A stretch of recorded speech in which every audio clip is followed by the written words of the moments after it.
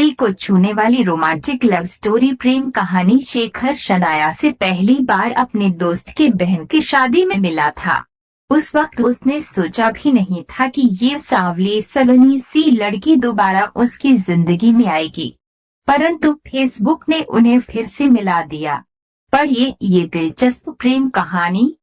शादी की तैयारियां जोरों पर थी। पकवानों की खुशबू से सारा पंडाल महक रहा था।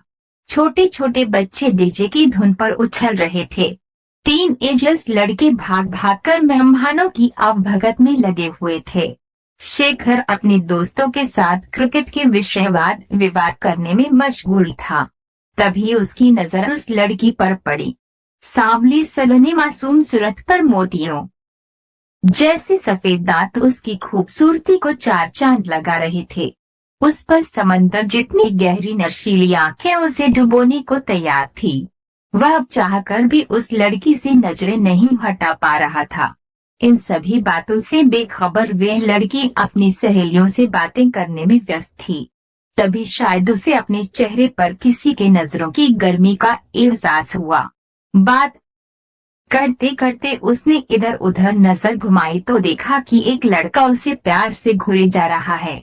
लड़कियों को घूमने वाले लड़कों से उसे सख्त नफरत थी। उसने घबराकर तुरंत अपनी नजर दूसरी तरफ हटा ली और अपनी सहेलियों के साथ बात करने में लग गई। कुछ देर बाद जब उसकी नजर उस लड़के पर पड़ी तो उसने देखा कि वह अभी भी उसकी तरफ ही नजरें जमाए हुए था। अब वहां बैठना उसके लिए मुश्किल हो रहा था। इसलिए वह वहां से उठकर अपनी सहेलियों के साथ पता नहीं कहाँ गुम हो गई। उसके जाने के बाद भी शेखर उसी के ख्यालों में खोया हुआ था। कहाँ खोया हुआ है? दादाजी कब से तुझे अंदर ढूंढ रहे हैं। अजित ने उसे हल्का से धक्का देकर उसके ख्वाबों का सिलसिला तोड़ दिया। आहा कहते हुए वे हड़बड़ाकर उठा और बरामदे की तरफ गया, मगर अभी भी उसकी निगाहों में उसी लड़की का चेहरा बसा हुआ था। सच्चे प्यार की एक ऐसी दर्द भरी अधूरी कहानी जिसे पढ़कर आपकी आंखों में आंसू आ जाएंगे।